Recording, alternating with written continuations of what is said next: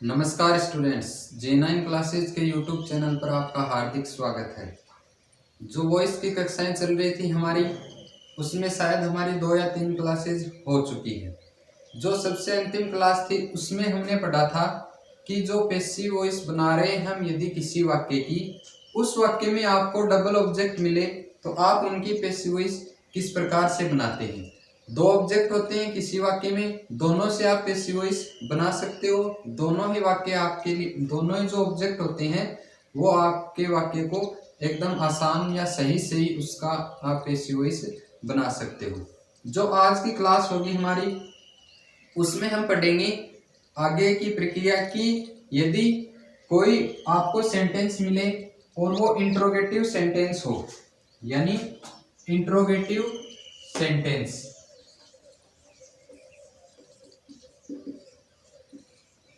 Interrogative sentence होता है प्रश्नवाचक वाक्य। जैसा कि हमने टेंस में भी पढ़ा था कि इंट्रोगेटिव सेंटेंस है वो 2 प्रकार के होते हैं। एक तो जो हेल्पिंग वर्ब से शुरू होंगे, हेल्पिंग वर्ब यानी कोई भी टेंस हो, उस टेंस की जो सहायक क्रियाएं होती है, उन सहायक क्रियाओं से जो वाक्य शुरू होते हैं वो होते हैं हेल्पिंग वर्ब वाले इंट्रोगेटिव। इसके अलावा जो WH वर्ड होते हैं हमारे, उनसे भी वाक्य शुरू होते हैं, ये भी किसके होते हैं? इंट्रोगेटिव सेंटेंस होते हैं। तो इन दोनों प्रकार के वाक्यों की हम पैसिव वॉइस किस प्रकार से बनाते हैं, तो चलिए शुरू करते हैं।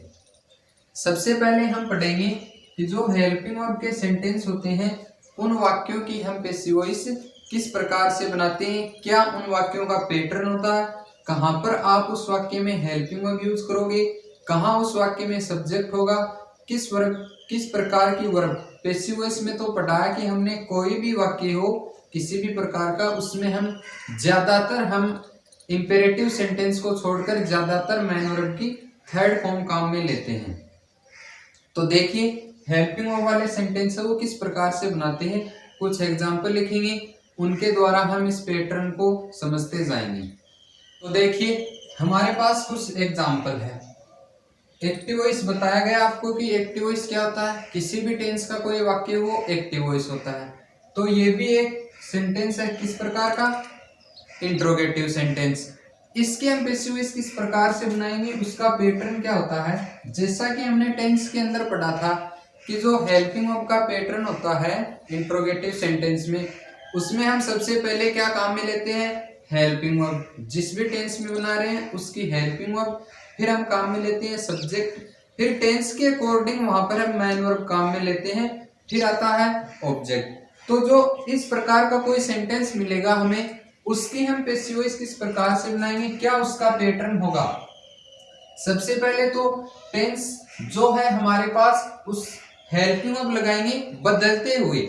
जो एक्टिव वॉइस का टेंस है उसे पहले बदलेंगे, जो उसकी सहायक क्रियाएं होगी वो लगाएंगे किसके अनुसार, जो हम पैसिव वॉइस में सब्जेक्ट बना रहे हैं उसके अनुसार। फिर सब्जेक्ट ले लिया हमने, फिर हमें मैन वर्ब की थर्ड फॉर्म काम में लेनी है, फिर जो ऑब्जेक्ट होगा उसको बाई के साथ जोड़ते हुए अंत में ले चलेंगे और सबसे लास्ट में लगा देंगे क्वेश्चन मार्क। तो देखिए हमारे पास जो पहला सेंटेंस लिखा हुआ है उसमें हमने लिखा have you done your homework. तो हैज हैव सहायक क्रियाएं होती हैं प्रेजेंट परफेक्ट टेंस में, साथ में आपको यहाँ पर प्रेजेंट परफेक्ट टेंस में मैन वर्ब की थर्ड फॉर्म ऑलरेडी दी हुई है। अब हमें क्या करना है, ये जो इस एक्टिव वॉइस का ऑब्जेक्ट है इसे हम सब्जेक्ट बनाएंगे और इसके अनुसार हमें यहाँ पर हेल्पिंग वर्ब लगानी है। तो हैज हैव वाला जो टेंस होता है वो प्रेजेंट परफेक्ट होता है, उसको हम कन्वर्ट करेंगे, चेंज करेंगे, तो उससे हम लेकर चले जाएंगे प्रेजेंट परफेक्ट कंटिन्यूअस टेंस में। उसकी सहायक क्रियाएं होती है हैज बीन और हैव बीन, यानी इस टेंस को हम प्रेजेंट परफेक्ट कंटिन्यूअस टेंस में लेकर जाएंगे और इन दोनों में से एक सहायक क्रिया, एक हेल्पिंग वर्ब जो हमारे इस ऑब्जेक्ट के अनुसार सुटेबल होती है वो हम लगाएंगे। तो मैं एक बार यहाँ लिखूं योर होमवर्क, यानी एक बार पहले हमने सब्जेक्ट को लिखा जो पैसिव वॉइस एक्टिव वॉइस का ऑब्जेक्ट था। अब इसके अनुसार हमें सहायक क्रिया लेनी पड़ेगी। तो आपको याद होगा या मैंने भी बताया था जब टेंस पढ़ाए गए थे कि जिस टेंस की सहायक क्रिया में आपको दो शब्द मिलेंगे, तो अगर आप या तो उस सहायक क्रिया को नेगेटिव में काम में ले रहे हो या फिर इंट्रोगेटिव में काम में ले रहे हो, तो नोट जो होता है इंट्रोगेटिव का, वो क्या करोगे आप, इस पहले शब्द सहायक क्रिया के बाद, सहायक क्रिया में जो पहला शब्द होता है इसके तुरंत बाद में आप नोट काम में लोगे। इसके अलावा यदि इन्हीं सहायक क्रियाओं को आप इंट्रोगेटिव सेंटेंस में काम में ले रहे हो, तब क्या करोगे, तब आप पहले शब्द के बाद जैसे नोट का प्रयोग किया था उसी प्रकार पहले शब्द के बाद आप सब्जेक्ट का प्रयोग करोगे।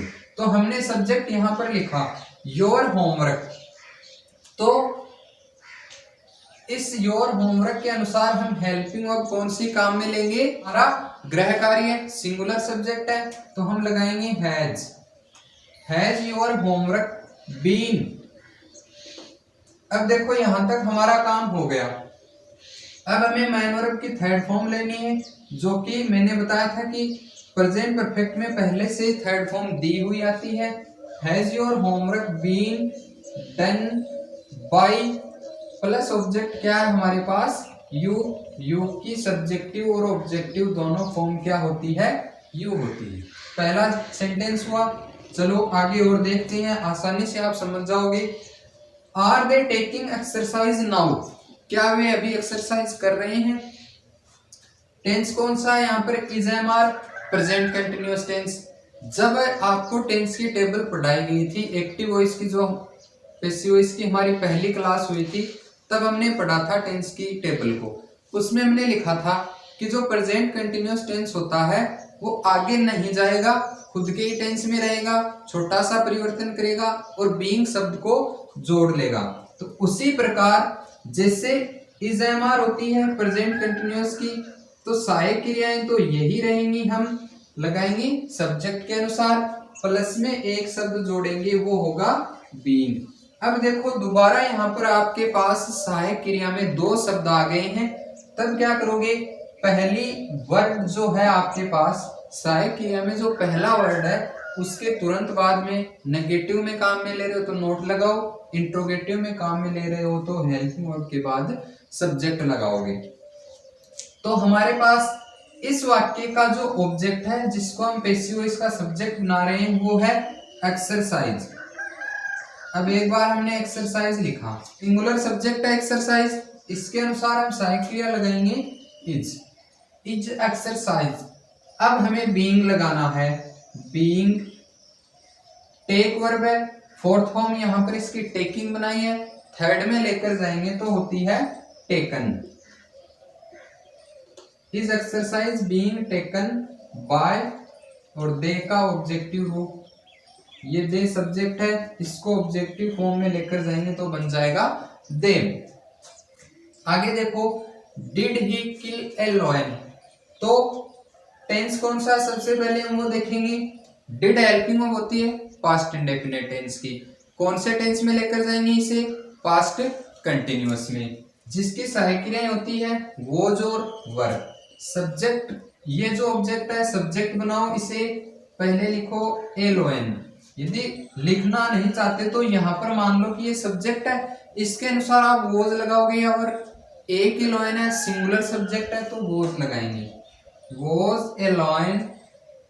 अब देखो किल जो होता है फर्स्ट फॉर्म, इसकी थर्ड फॉर्म होगी killed, was a lion killed by लगाएंगे और ही का ऑब्जेक्टिव रूप बना देंगे हिम।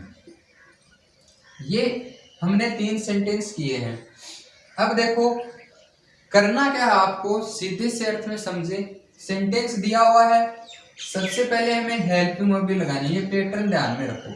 हेल्पिंग वर्ब लगाएंगे वो टेंस को बदलते हुए लगाएंगे, जो हमारे नियम है रूल्स हैं पैसिव वॉइस के, उसके अनुसार हम बदलेंगे। फिर जो ऑब्जेक्ट होता है एक्टिव वॉइस का, उसे हम सब्जेक्ट बना रहे हैं, इसके अकॉर्डिंग आप टेंस बदलते हुए सहायक क्रिया लगाओगे। फिर मैन वर्ब की थर्ड फॉर्म बाय के साथ जोड़ते हुए आप ऑब्जेक्ट को लिखोगे। चलिए कुछ एग्जांपल और देखते हैं। हैड वी ईटन फूड, तो हमें तो ये देखना है कि टेंस कौन सा है, हैड प्लस मैन वर्ब की थर्ड फॉर्म हम काम में लेते हैं पास्ट परफेक्ट टेंस में। तो पास्ट परफेक्ट को हम लेकर जाएंगे पास्ट परफेक्ट कंटिन्यूअस टेंस में, जिसकी सहायक क्रिया हमने पढ़ी है कि होती है हैड बीन। ध्यान रखना, हम टेंस बदलते हैं, सिर्फ उसकी हेल्पिंग वर्ब काम में लेते हैं, मैन वर्ब हम पैसिव वॉइस में थर्ड फॉर्म ही काम में लेते हैं। तो सबसे पहले ए की सहायक क्रिया है तो हम हैड लगाएंगे।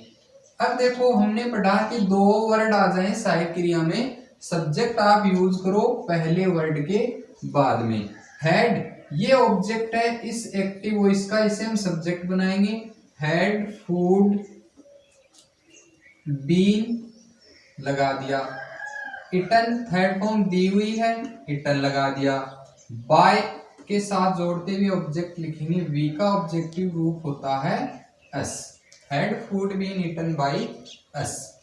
आगे है was he singing a song.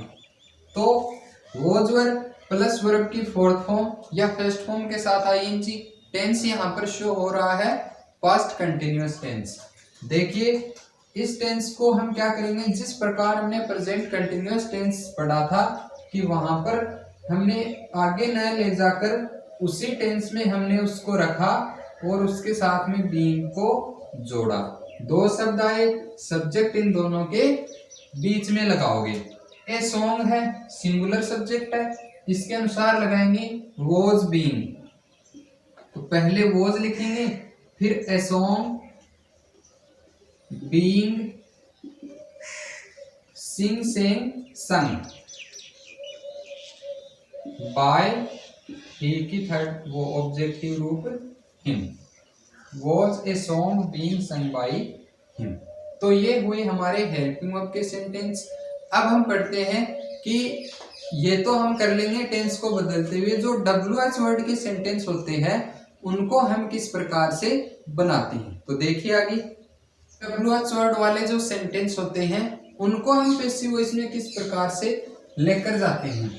तो इनके भी कुछ रूल्स होते हैं। देखिए WH वर्ड जितने भी होते हैं उनमें आप क्या करोगे, जो WH वर्ड होता है एक तो हु और एक होता है whom, इन दोनों को छोड़कर ये WH वर्ड जो हु और whom है ये थोड़े से अपने अंदर परिवर्तन करेंगे। बाकी इनके अलावा जो भी WH वर्ड होगा उनकी आप पैसिव वॉइस बना रहे हो तो क्या करोगे, आप जैसा WH वर्ड ऊपर लिखा हुआ है वैसा का वैसा आप उसे नीचे पैसिव वॉइस में लिख दोगे। कि हु और whom को छोड़कर जो भी है उसे ऐसा का ऐसा लिखो। वाई, इसमें वेन है तो हम भी वेन लिखेंगे, इसमें वोट है तो इसमें भी हम वोट लिखेंगे। अब बाकी की प्रक्रिया हमने पीछे पढ़ ली है, यानी अब आगे देखो अगर हम सेंटेंस को यहाँ से पढ़ें तो will you publish A new book, did he play cricket, does see it. तो ये जो है ये हेल्पिंग वर्ब वाले सेंटेंस लग रहे हैं हमें। अब हमें क्या करना है, जैसा हमने टेंस में पढ़ा था कि WH वर्ड का जो इंट्रोगेटिव सेंटेंस होता है उसमें हम सबसे पहले WH वर्ड लिखते हैं, उसके बाद हम हेल्पिंग वर्ब लगाते हैं, फिर हम सब्जेक्ट लेते हैं, फिर मैन वर्ब लेते हैं। इसका पैटर्न भी सेम टू सेम है, बस क्या करना हमें टेंस चेंज करना है। सहायक क्रिया तो रहेगी, WH word plus helping verb रहेगी। सब्जेक्ट हम जो एक्टिव है इसका ऑब्जेक्ट है उसे सब्जेक्ट बनाएंगे। मैन वर्ब हमें बस थर्ड फॉर्म लेनी है। तो क्या करना हमें, विल प्लस मैन वर्ब की फर्स्ट फॉर्म, टेंस शो हो रहा है यहाँ पर फ्यूचर इंडेफिनिट। तो क्या करेंगे, इसके अनुसार ए न्यू बुक है, इसके अनुसार आप फ्यूचर इंडेफिनिट टेंस को कौन से टेंस में लेकर जाओगे, फ्यूचर कंटिन्यूअस टेंस में, जिसकी सहायक क्रियाएं हमने पढ़ी शैल बी और विल बी। तो यदि आई और वी है सब्जेक्ट तो हम लगाएंगे शैल बी, बाकी अन्य के साथ विल बी काम में लेंगे। वही बात आ गई सहायक क्रिया में दो शब्द आए हैं तो क्या करेंगे, इन दोनों के बीच में हम सब्जेक्ट को लगाएंगे।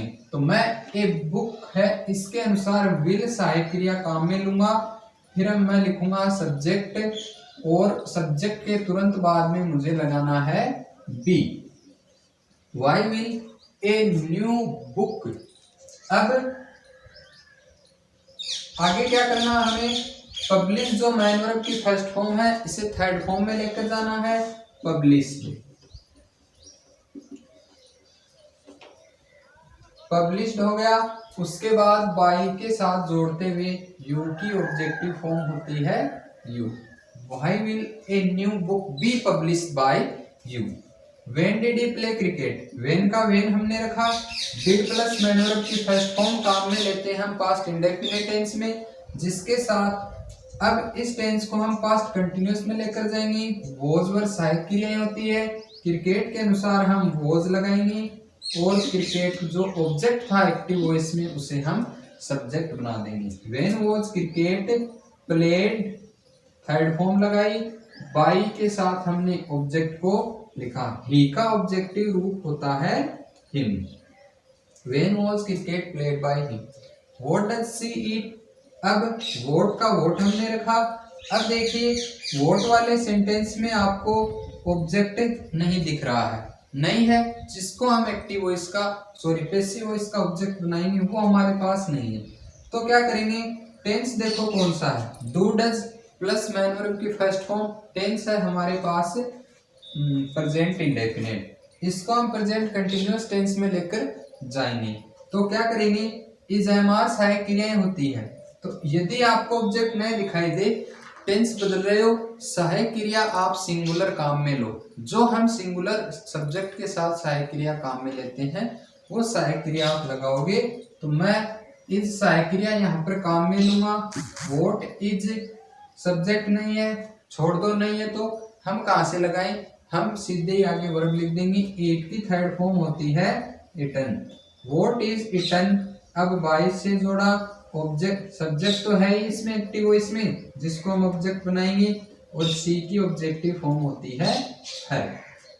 What is eaten by her. इस प्रकार यदि आपके पास कोई भी सेंटेंस हो जो डब्ल्यूएस वर्ड से शुरू हो रहा है, किसको छोड़कर, हु और हुम को छोड़कर, इसके कुछ अलग से नियम है वो हम बाद में पढ़ेंगे। लेकिन इनके अलावा यदि आपके पास कोई भी डब्ल्यूएच वर्ड का सेंटेंस हो जैसा ऊपर लिखा हुआ है एक्टिव वॉइस में, जैसे वाई है, वेन है, वोट है, वेयर आ जाए, हाउ आ जाए, हाउ मच हो गया, ठीक है, ये क्या करेंगे, जैसा ऊपर लिखा वैसा का वैसा हम एकदम से नीचे लिख देंगे। फिर जैसा हमने किया था जो हेल्पिंग वर्ब के इंट्रोगेटिव सेंटेंस होते हैं उनको वैसा का वैसा टेंस बदलते हुए जैसा हमने पीछे पढ़ा उसके अनुसार लिख देंगे। तो आज की क्लास हम यहीं पर समाप्त करेंगे, जिसमें हमने पढ़ा कि यदि हमारे पास कोई इंट्रोगेटिव सेंटेंस हो या वो हेल्पिंग वर्ब, चाहे हेल्पिंग वर्ब से शुरू हो या फिर वो डब्ल्यूएस वर्ड से शुरू हो, हम उनको किस प्रकार से बदलते हैं। टेंस में भी हमने पढ़ा था, सबसे पहले हम हेल्पिंग वर्ब काम में लेंगे, फिर बदलते हुए टेंस के अनुसार वो सहायक क्रिया लगा देंगे, सब्जेक्ट जो ऑब्जेक्ट था एक्टिव वॉइस में उसको सब्जेक्ट बना देंगे, फिर आगे की प्रक्रिया मैन वर्ब की third form by plus object. वही काम हमने यहाँ पर किया। यदि मैं इनको छोड़ दूं डब्ल्यूएच वर्ड को, तो आगे जैसे हम सेंटेंस पढ़ेंगे तो आप देखोगे और पाओगे कि ये तो हेल्पिंग वर्ब के सेंटेंस है, यानी इनको छोड़ने के बाद तो मैंने बता दिया हु और हुम को छोड़ दोगे, फिर बाकी जो भी डब्ल्यूएच वर्ड है सेम टू सेम आप नीचे उनको लिखोगे, फिर आगे हेल्पिंग वर्ब बदलते हुए टेंस के अनुसार आप आगे वाक्य को हल करते जाओगे। तो ठीक है, आज के लिए इतना ही। अब हु और जो होम है डब्ल्यूएस वर्ड, इनका अध्ययन करेंगे हम अगली क्लास में। आज के लिए इतना ही, धन्यवाद।